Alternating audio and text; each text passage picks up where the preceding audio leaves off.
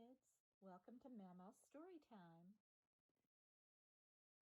I brought a friend along today to help introduce the story I'm going to read. And Rat, I think you're really going to like this story. The name of it is Don't Need Friends by Carolyn Crimmy.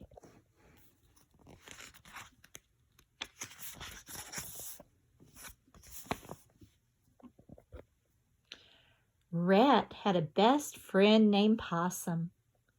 Rat and Possum did everything together.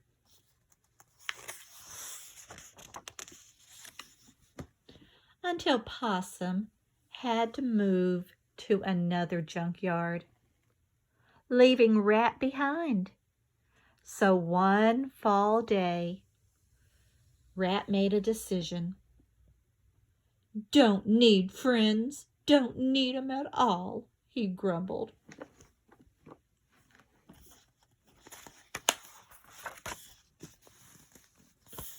"Morning, Rat. How do, how do?"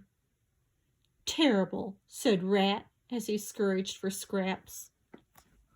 "And don't ever ask me again." He grabbed a biscuit and continued on his way. "Afternoon, friend," said Pigeon. "Care to share this poppy seed muffin with me?" "I'm not your friend, and I don't share," said Rat in a huff. "Evening, Rat," called Raccoon. "I'm having a party. Care to come?" "Don't like parties, and I don't like you." Raccoon frowned and scurried away.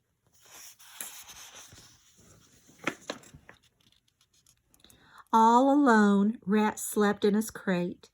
He could hear the chattering and cooing of the animals and birds at the party. He thought of his old friend Possum and sighed.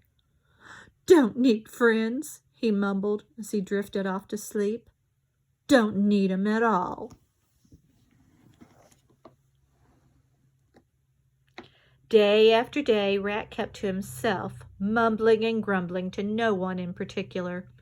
If anyone spoke to him, he just sneered.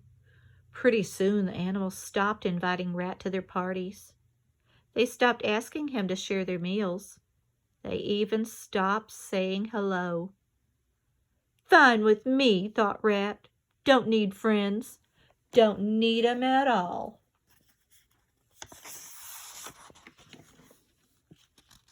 Then one day, a dog moved in. He was big, he was dirty, and he was a real grouch. "Don't you come near me," snarled Dog as Rat made his morning rounds looking for scraps. "Fine with me," said Rat.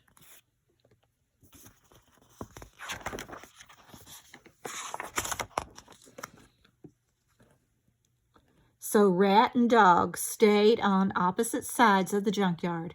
Rat in his crate and Dog in his barrel. Sometimes they watched each other from across the way. "Hey, Rat," barked Dog, "don't you ever come over here." "Don't you come over here either," shouted Rat.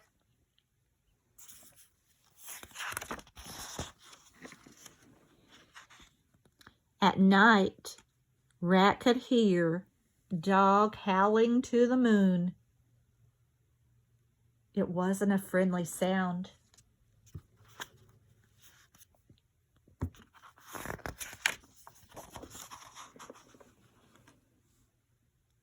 Then winter came, and the nights were long and cold.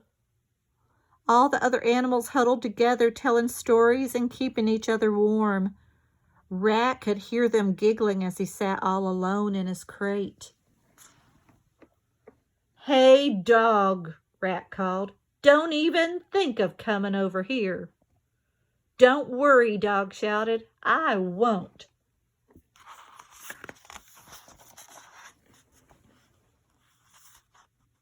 But that night, when Rat heard Dog howling at the moon, he wondered why Dog sounded so lonely. Forget about that, Rat rumbled to himself as he turned his back to Dog's howling. Who cares about Dog anyway? One winter morning, the temperature dropped to an all-time low. Snow covered the junk piles. Ice glistened off the old hubcaps. The animals stayed huddled together all day, eating scraps that they had gathered for such weather.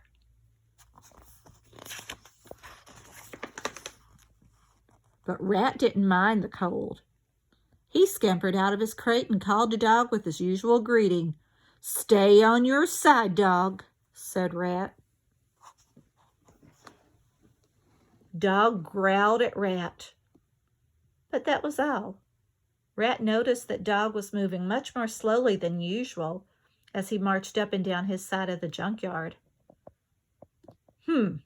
Said Rat. "Lazy old mutt."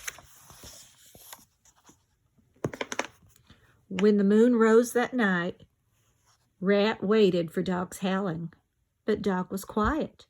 Rat couldn't sleep. He tossed and turned. The quiet was too much for him. "Don't start that howling again, Dog," cried Rat. Dog only coughed.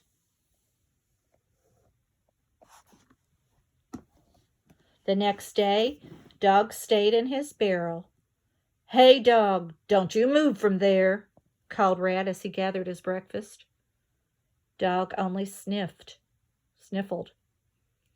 "Hey, Dog, don't try and take this pizza from me," said Rat as he munched on his lunch.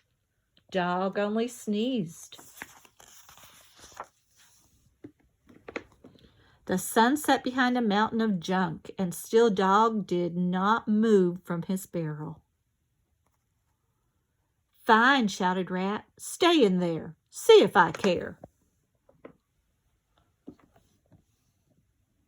As Rat stumped off to his crate, he stumbled upon the greatest treasure he could ever have imagined. It was a foot-long salami sandwich. "Better grab this before someone else sees it," Rat thought. He started to drag it home and then stopped. It was an awfully big sandwich, big enough for two.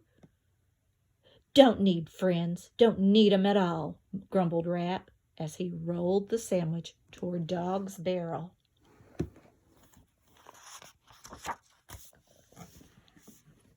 "Hey, Dog, don't move. Stay right where you are."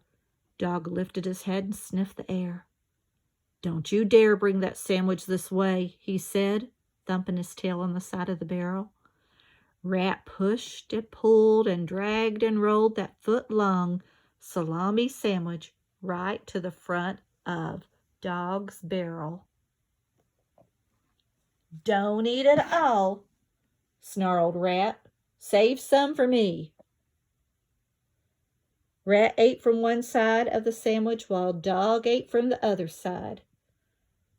When they were finished, Dog licked his lips and sighed. His eyes looked brighter, his ears perked up, and his tail wagged wildly.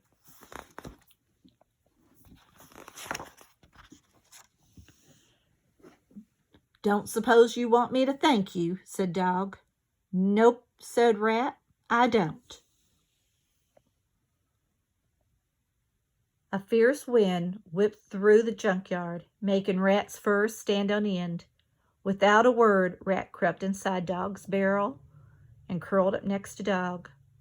"Don't expect me to let you do this again," said Dog.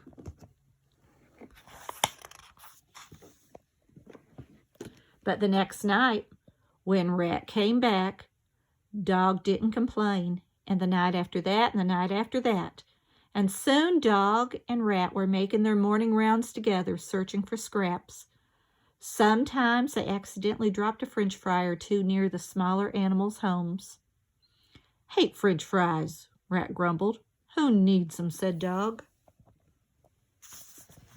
And when the moon was especially full and bright, Rat and Dog howled together in harmony.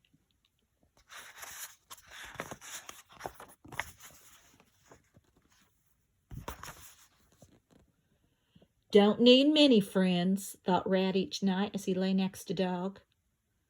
Just need one.